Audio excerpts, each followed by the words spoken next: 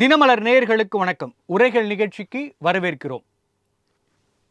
மின்சாரத்துறையில் எல்லோருக்கும் இலவச மின்சாரம் கொடுப்பதை எதிர்த்து தமிழகத்தில் இருந்த தொடுக்கப்பட்ட வழக்கில் உச்சநீதிமன்றம் ஒரு முக்கிய கருத்தை சொல்லியிருக்கிறது.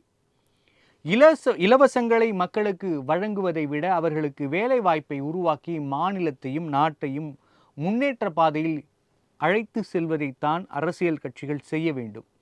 1000 ரூபாய் மக்கள் கையில் கொடுத்து விட்டது, பல்லாயிரம் கோடிகள் கடனில் வைத்து இருப்பது என்பது மாநிலத்தின் முன்னேற்றமோ அல்லது தேசத்தின் முன்னேற்றமோ இல்லை.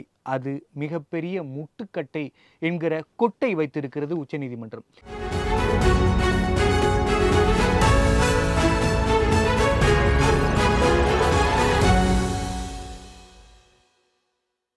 இலவச அரசியல் விசஸ் பொருளாதார பொறுப்பு கட்சிகள் காதில் ஏறுமா என்பது குறித்து விவாதிக்க நம்மோடு இணைந்திருக்கும் விருந்தினர்கள் திரு டிவி சோமு, பத்திரிகையாளர். வணக்கம் சார்.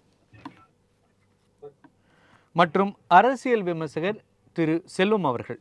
வணக்கம் சார். வணக்கம் சார். செல்வம் சார், இலவசங்கள் அப்படின்னு சொல்லலாம் அல்லது மக்களுக்கான உரிமை தொகை அப்படின்னு நிறைய வார்த்தைகளில் சொல்லலாம். எந்த வார்த்தைகளில் சொன்னாலும் அதை கொடுப்பதற்கு நிதி அரசுக்கு தேவை. கடனில் ஆல்ரெடி இருக்கும். இந்த நிலைமையில் இலவசங்கள் தேவையா அல்லது இலவசங்கள் தேவையற்ற வாக்குறுதி, வெறும் வாக்குக்காகவா அப்படின்னு நம்ம எப்படி புரிஞ்சுக்கலாம்? உரைகள் நிகழ்ச்சி நடத்துகிற தினமலர் நிறுவனத்திற்கு, அதை போலவே நெறியாளர் சகோதரருக்கு, என்னுடைய சக பங்கேற்பாளர்களுக்கு, தொழில்நுட்ப கலைஞர்களுக்கு என்னுடைய பணிவான மாலை வணக்கம். இதுல முக்கியமா சார், இலவசங்கள் முழுமையா வேண்டாங்கிறது நம்ம நினைக்கல. ஆனா 1947 சுதந்திரம் பெற்ற பிறகு ஏறக்குறைய 79 ஆண்டுகள் ஆகுது. 79 ஆண்டுகள் ஆன பிறகு கூட இன்னும் கூட நாம் வெறும் 1000 ரூபாய் உரிமை தொகைக்கும் இலவச அரிசி கொடுக்க வேண்டிய அளவிற்கு இந்திய மக்களுடைய பொருளாதாரத்தை நாம வச்சிருக்கோங்கிறது ஒரு அவமானகரமான ஒண்ணுதான். ரெண்டாவது, இந்த வழக்கு இப்போ நம்ம இந்த தலைப்பை வைக்க வேண்டிய அவசியம் ஏன் ஏற்பட்டிருக்குன்னா, தமிழ்நாட்டை சார்ந்த ஒரு விவசாயி உச்ச நீதிமன்றத்தில் தொடுத்த வழக்குல தான் இந்த நீதிபதிகள், அதாவது மாண்பமை உச்ச நீதிமன்றத்தினுடைய தலைமை நீதியரசர் அவர்களே சூரியகாந்த் அவர்களும், ஜோய் மால்யா பாட்சி, மிஷில் பாஞ்சோலிங்கிற 3 ஜட்ஜஸ் பெஞ்சு இதை சொல்ல வேண்டிய அவசியம் ஏற்படுதுன்னா, நீங்க ஒரு திட்டத்தை திட்டமிடுகிற பொழுது ஓட்டை மையமாக, வாக்குச்சீட்டை மையமாக வைத்து, வாக்கை அறுவடை செய்வதை மையமாக வைத்து இது நடக்கிற காரணத்தினால இத சொல்றாங்க. ஏன்னு கேட்டீங்கன்னா, இப்ப மின்சாரம், இலவச மின்சாரம்ங்கிறது எல்லாருக்கும் ஏன் கொடுக்குறீங்க? அந்த இலவச மின்சாரத்தை பெறுவதற்கு தகுதியானவர்களை நீங்க அடையாளம் காண்றதுக்கு உங்களுக்கு என்ன சிரமம் இருக்கு? நீங்க விவசாயத்துக்கு மின்சாரம் இலவசமா கொடுக்கீங்கன்னு சொன்னா 200 ஏக்கர் விவசாயம் பண்றவங்களுக்கு இலவச மின்சாரம் கொடுத்தீங்கன்னா என்ன நியாயம்? 2 ஏக்கர் வைத்திருக்கிறவனா இலவச மின்சாரம் கொடுத்து அவரை ஊக்கப்படுத்துறோம். அந்த விவசாயியை ஊக்கப்படுத்தல தவறு இல்லை. நீங்க இன்னும் ஒரு முக்கியமான குறிப்பு என்னன்னு கேட்டீங்கன்னா, அதுலயே நமக்கு ஸ்லாப் இருக்கு. அதாவது marginal farmer, small farmer, big farmer. அதாவது தொடக்க நிலையில் இருக்கிற மார்ஜினலா இருக்கிற ஃபார்மரு, ஸ்மால் ஃபார்மர் சிறிய விவசாயி, இன்னும் அதிகமான இடங்கள் வைத்திருக்கிற விவசாயின்னு வச்சிருக்கிறோம். நீங்க இந்த மார்ஜினல் ஃபார்மரை நீங்க மைண்ட்ல வச்சுக்கிட்டு இலவசம் கொடுத்தீங்கன்னா தப்பு கிடையாது. ஒரு சின்ன உதாரணத்துக்கு, இப்ப நீங்க தமிழ்நாட்டுல அனைத்து பெண்களுக்கும் இலவச பஸ் பயணம், அனைத்து பெண்களுக்கும் இலவச பஸ் பயணம்னா என்ன அர்த்தம்? 1.5 லட்சம் ரூபாய் சம்பளம் வாங்கக்கூடிய அரசு ஊழியராக இருக்கிற ஒரு பெண்ணும் அந்த பஸ்ல இலவசமா போறாங்க. அதுல யார் போகணும்? 10 ரூபாய் கொடுத்து டிக்கெட் எடுக்க முடியாத, பயணச்சீட்டு பெற முடியாத ஏழை பெண்ணு போயிட்டா தப்பு இல்லை. ஆனா 1.5 லட்சம் ரூபாய் சம்பளம் வாங்கக்கூடிய அரசு ஊழியரும் அதுல இலவசமா போறாங்கன்னு சொன்னா இந்த அரசாங்கத்துடைய நிர்வாக தோல்வி, நிர்வாகத்திலுள்ள இருக்கிற தவறுங்கிறது என்னோட குற்றச்சாட்டு. ரெண்டாவது, ரேஷன் கார்டுக்கு அனைத்து ரேஷன் கார்டுக்கு 5000 ரூபாய். அனைத்து ரேஷன் கார்டுக்கு 5000 ரூபான்னு என்ன அர்த்தம்?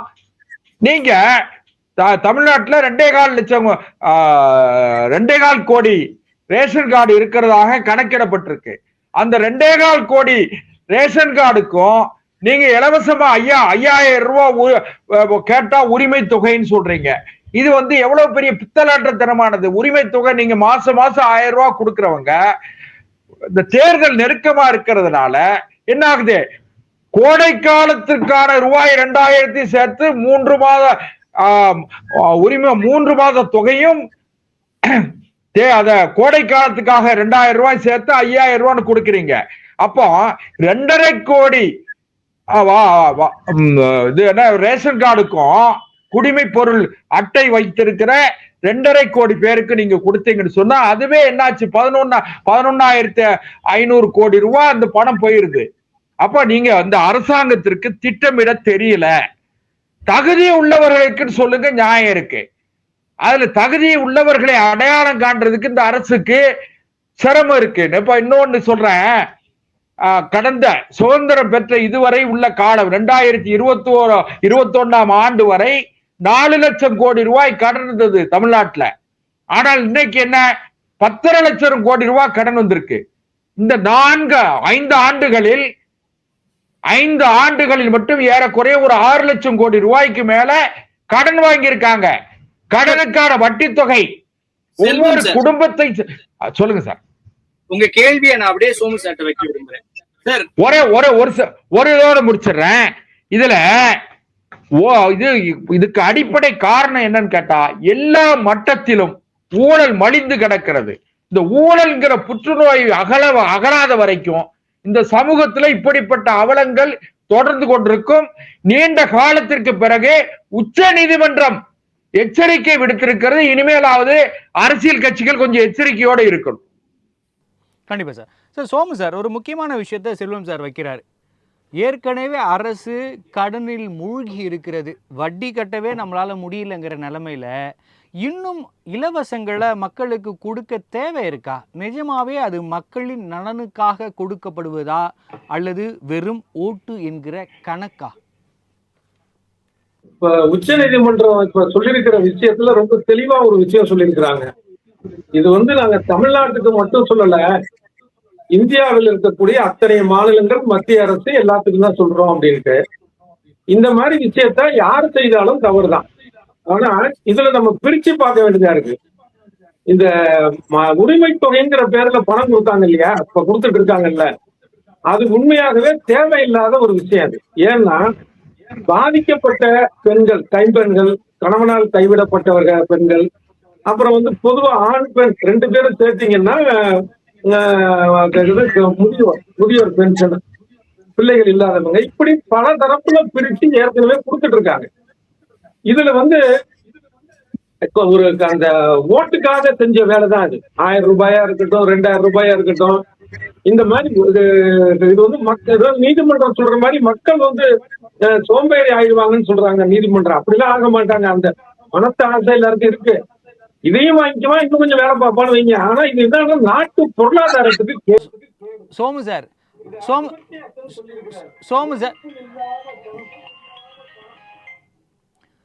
சார் நீங்க 1000 ரூபாய் கொடுக்கறப்ப மக்கள் சோம்பேறி ஆவாங்க அப்படின்னா இல்லைன்னு நம்ம புரிஞ்சுக்கலாம். 5000 வரைக்கும் போயிருக்கு. அடுத்தது தமிழகத்துல தேர்தல் வருது. அடுத்தடுத்து எவ்வளோ வாக்குறுதிகள் கொடுப்பாங்க, என்னெல்லாம் கொடுப்பாங்கன்னு சரியா தெரியலையே சார்.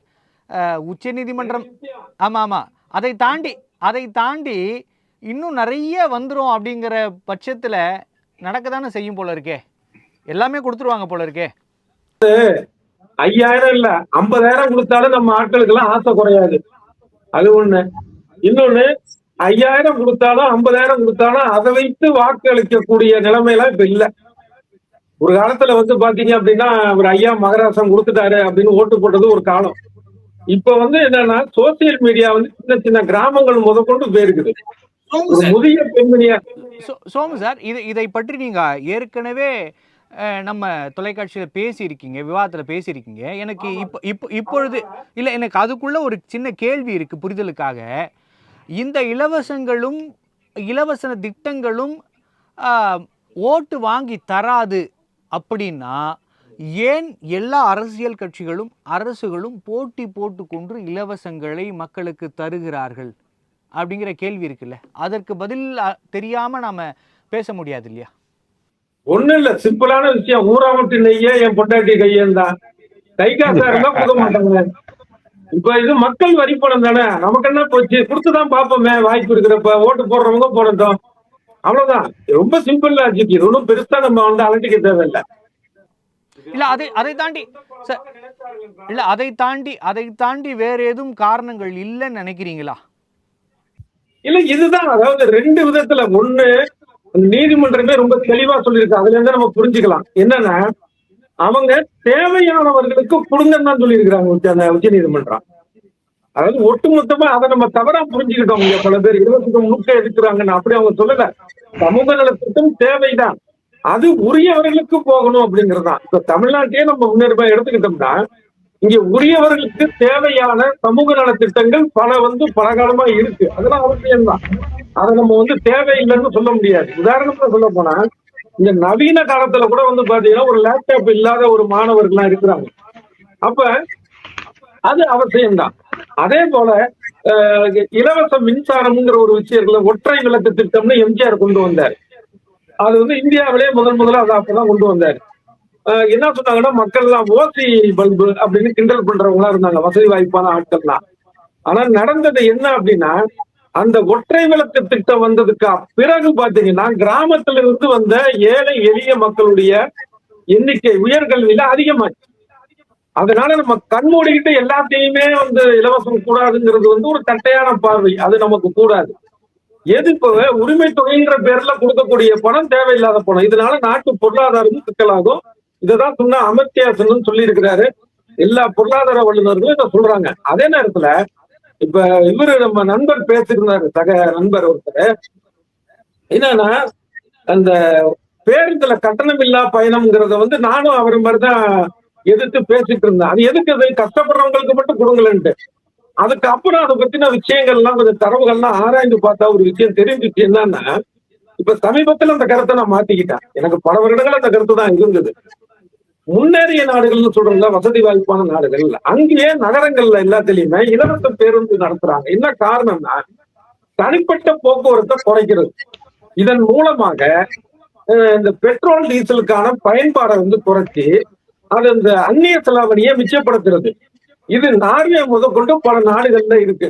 இன்னும் சொல்ல போனா, பாட்டாளி மக்கள் கட்சி வந்து கடந்த பல வருடங்களே அதை வலியுறுத்திட்டு இருக்கு. நான் சமீபத்தில் தான் அவங்களுடைய அந்த பழைய அறிக்கையில நான் விடுபட்டதை படித்தேன்.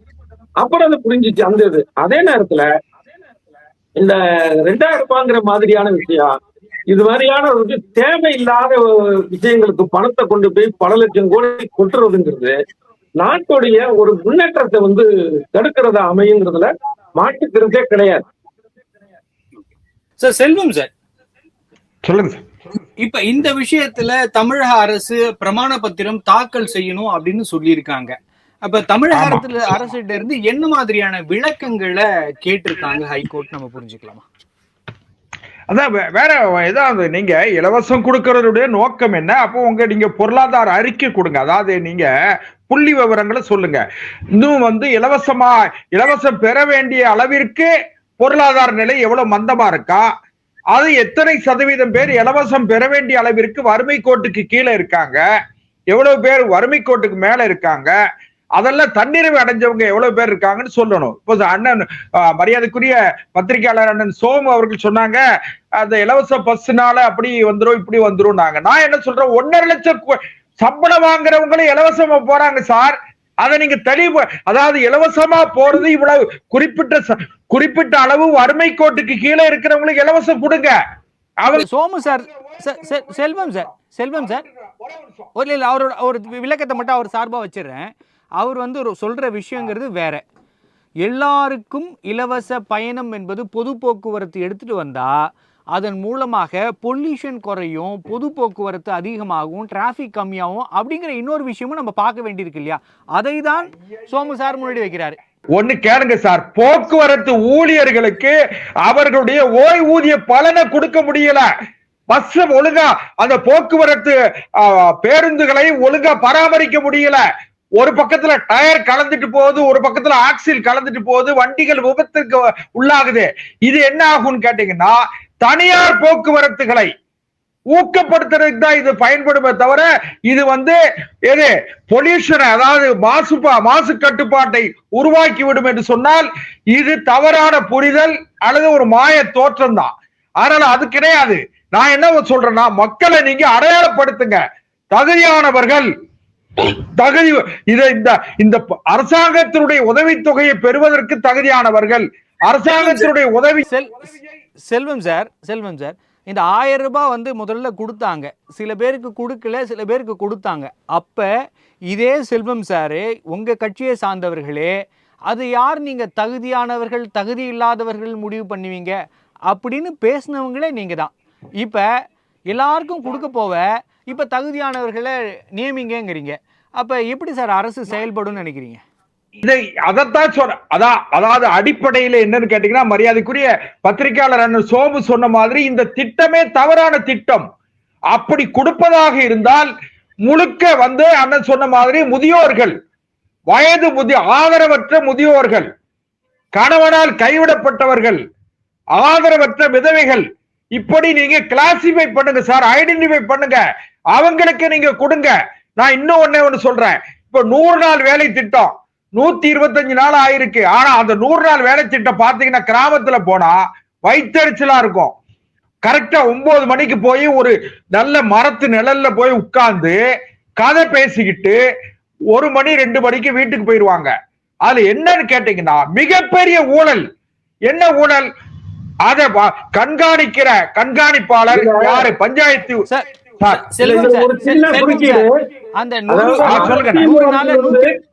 ஒரு சின்னது அரசியல்வாதிகள் பல லட்சம் கோடி உட்கார்ந்து கொள்ளடிக்கிறான். அதெல்லாம் தப்பாரு பண்றப்ப எளிய மக்களுக்கு ஒரு உழைப்பின் பெயர்ல போற காசு தப்பு கிடையாது. அண்ணா ஒண்ணு கேளுங்க, நான் அதுக்கே சொல்லல, தயவு செய்து நான் அப்படி நான் அர்த்தப்படுத்தல. அதை விட இந்த வயதான முதியவர்கள் இருக்காங்க பாருங்க, ஆதரவற்றவர்கள், அவர்களை நீங்க ஊக்கப்படு, அவருடைய வாழ்வாதாரத்தை பாதுகாக்கிறதுக்கு 1000க்கு 2000 கொடுங்க. அது தவறு நான் சொல்லல. அதே நேரத்துல செல்வம் சார் ஒரே ஒரு சின்ன குறுக்கீடு. சோமு சார் முதல் ரவுண்ட்ல ஒரு விஷயத்த சொன்னாரு. உச்சநீதிமன்றம் சொல்லி இருப்பது தமிழக அரசுக்கு மட்டுமல்ல, இந்தியாவில் இருக்கிற எல்லா மாநில மத்திய அரசுக்குன்னு. 100 நாளா இருந்தத 125 நாளா மாத்துனது யார் சார்? மத்திய அரசு. அதே நேரத்துல ஒரு விஷயத்தை ரொம்ப கவனமா பண்ணாங்க, கேளுங்க. அதுலதான் நீங்க மத்திய அரசாங்கத்தை நான் பாராட்டுறதுக்கு என்ன காரணம்னு கேட்டீங்கன்னா, 60% மத்திய அரசாங்கம், 40% மாநில அரசாங்கம். ஏன்னு கேட்டீங்கன்னா, இதுவரை 100% மத்திய அரசாங்கம் கொடுத்துக்கிட்டு இருந்த நிதிய 60% ஆக்கி 40% மாநில அரசுக்கும் இதிலே பங்கு, மாநில அரசாங்கத்திற்கும் இதுல சுமையை ஏற்படுத்துற என்ன ஆகும்னு கேட்டா அந்த திட்டம் ஒழுங்கா செயல்படுத்தப்படும். ஏன் இப்ப எதுக்குன்னு கேட்டா, அந்த பஞ்சாயத்து யூனியன்ல இருக்கிற பஞ்சாயத்து செக்ரட்டரி, பிடிஓ, ஏபிடிஓ, இப்படி இந்த திட்டத்துல மிகப்பெரிய கொள்ளை சார். 365 ரூபான்னு சொன்னா 165 ரூபாய் கொள்ளை அடிக்கப்படுது. கேட்டா வங்கி கணக்குல பணம் செலுத்துறாங்கன்னு சொல்றீங்க. அவன் வங்கி கணக்குல பணம் செலுத்தி அந்த வங்கியில இருந்து அவங்க பணத்தை எடுத்து முறையாக பிரிச்சு இவங்களுக்கு கொடுக்கலன்னு சொன்னா, இந்த அதிகாரிகளுக்கு கொடுக்கலன்னு சொன்னா மறுபடியும் அந்த 100 நாள் வேலை திட்டத்துல அவங்களுக்கு வேலை கொடுக்க மாட்டாங்க. ஒண்ணு. ரெண்டாவது, இதுக்கெல்லாம் அடிப்படை காரணமே ஊழல் சார்.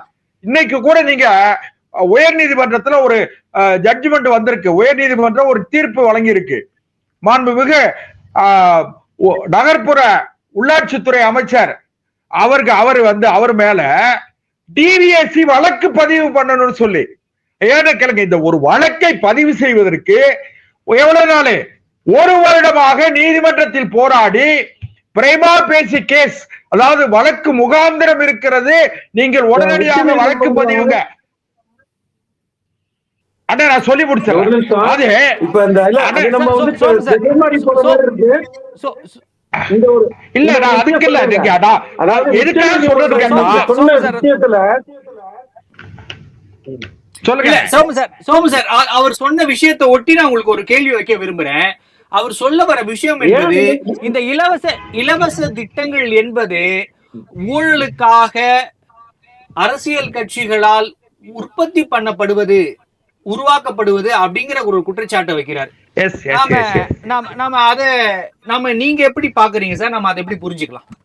இந்த நீதிமன்றம் இவங்க நீதிபதி சொல்லுதுல அரசியல் ரீதியான விஷயங்களா இருக்கு அப்படிங்கிறது உண்மை. அதே போல வாக்கு வங்கிக்காக தான் அதை பண்றாங்க, இது வந்து பொருளாதார ரீதியாக ஒரு பின்னடைவை சந்திக்கும் அப்படிங்கிறது எல்லாமே உண்மைதான். அதுல எந்த வித இல்ல. இன்னொரு விஷயமும் நீதிமன்றம் தெளிவா சொன்னது என்னன்னா, இல்ல செல்வம் சார் இன்னொரு விஷயத்துல ஆட் பண்ணிருக்காரு சார். இணைப்பு வந்து சரியா இல்லைங்கிற காரணத்தால அவர் சொன்னது கேட்கலன்னு நினைக்கிறேன். செல்வம் சார் இதுல ஒரு விஷயம் சொல்ல வராரு. இந்த இலவச திட்டங்கள் அப்படின்னு எல்லா கட்சிகளும் எடுத்துட்டு வர்றதுக்கு முக்கியமான காரணம் இதன் மூலமாக நிறைய ஊழல் செய்வதற்கான வாய்ப்புகள் இருக்கு, அதனால எடுத்துட்டு வராங்கன்றாரு. அதை நம்ம மறுக்கிறதுக்கு இல்ல இல்லையா? அதுவும் ஒரு காரணம், கண்டிப்பா அதுவும் ஒரு காரணமா தான் இருக்கு. என்னன்னா வாக்கு வங்கி ஒரு காரணம்னா அதுல பணம் அடிக்கலாங்கிறது ஒரு காரணம் இருக்குல்ல, அது ஒண்ணு. அடுத்தது இன்னொரு விஷயம் இதுல நம்ம தெரிஞ்சுக்க வேண்டிய ஒரு விஷயம் என்ன அப்படின்னா, இந்த இலவசம் வந்து அதிகமா கொடுக்கறது தமிழ்நாடுன்னு நம்ம சொல்லிட்டு இருக்கோம் இல்லையா. ஒரு மாநிலத்துடைய ஜிஎஸ்டிபின்னு சொல்லுவாங்க, அதாவது ஒரு மாநிலத்துடைய மொத்த உற்பத்தி, உள்நாட்டு அந்த மாநிலத்தில் இருக்கக்கூடிய உற்பத்தி, அதன்படி சதவிகித அடிப்படையில் பாத்தீங்கன்னா இந்த இலவசங்கள் கொடுக்கறதுல முதல் இடத்துல இருக்கிறது பஞ்சாப், 2.7% அவங்க கொடுக்குறாங்க. அடுத்தது ஆந்திரா, அடுத்தது கர்நாடகா, அடுத்தது ராஜஸ்தான். தமிழ்நாடு வந்து 1.5%, 5வது இடத்துல இருக்கு. ஆனா நம்ம கிட்ட இருக்கிற ஒரு மாயை என்னன்னா, இந்தியாவிலே அதிகம் பேர் தமிழ்நாட்டுலதான் வந்து மது அருந்துறான், இந்தியாவிலே அதிகம் வந்து இங்கதான் இலவசம். இப்படி பல விஷயங்கள் பல மாநிலத்துக்கு நம்ம போகவும் கிடையாது, தகவல் தெரிஞ்சுக்கிறதும் கிடையாது. எதுக்கு எடுத்தாலும் தமிழ்நாட்டை சொல்லிட வேண்டியதுங்கிறது அது ஒரு மனநோய் ஆயிடுச்சு. அண்ணா தயவு செய்து ஒன்னே ஒன்று கேளுங்க பிளீஸ். அதாவது நீங்க உங்களை மாதிரி ஒரு மூத்த பத்திரிகையாளர்கள் இதை நியாயப்படுத்த வேண்டாம். எங்க நடந்தாலும் தவறுதான், தமிழ்நாட்டில் நடப்பது தவறா இல்லையா? இல்ல உங்க புரிதல் தப்பு, நான் நியாயப்படுத்தல. இல்ல இது தமிழ்நாட்டுலதான் அதிகம் சொல்றது தப்பு தானே? இல்லைங்க, நான் அப்படி சொல்லவே இல்லை. நான் என்ன சொல்றேன்னு கேட்டா ஒண்ணு கேளுங்க, மது ஆலைகள் யார் நடத்துறாங்க சார்? அரசியல்வாதிகள், ஆளுங்கட்சி சார்ந்தவர்கள் அல்லது ஆண்ட கட்சியை சார்ந்தவர்கள் தானே மது ஆலை நடத்துறாங்க. நான் என்ன எதுக்குன்னு கேட்டா, இவர்கள் நடத்துகிற உற்பத்தி செய்கிற சாராயத்தை, மதுவை இவர்களே விற்பனை செய்து அதை மக்களுக்கு இறுதி கேள்வி நான் சோமு சார் வச்சுறேன். சோமு சார், இப்ப இந்த இலவசங்களை நிறுத்துறது என்பது சாத்தியமா? குறிப்பா இந்த நேரத்துல எல்லாரும் தேர்தல் அறிக்கைகளை தயார் செஞ்சிட்டு இருப்பாங்க. இப்ப நம்ம என்ன மாதிரியான மாற்றங்கள் அரசியல் கட்சி கிட்ட பார்க்கலாம், இல்ல எந்த மாற்றமும் இருக்காது அப்படின்னு நம்ம கடந்து போக வேண்டி இருக்குமா? இல்ல, நிச்சயம் வந்து மாற்றம் வரணும், அததான் நம்ம வலியுறுத்தணும். இப்ப இந்த பொருளாதார ரீதியான விஷயங்களுக்கு இந்த திமுக ஆட்சி வந்தோடய ஒரு குழு எல்லாம் போட்டாங்க, இந்த ஜெயரஞ்சன் குழு எல்லாம். அதெல்லாம் என்ன ஆட்சி என்ன கொடுத்தாங்கன்னா தெரியல. அது மாதிரி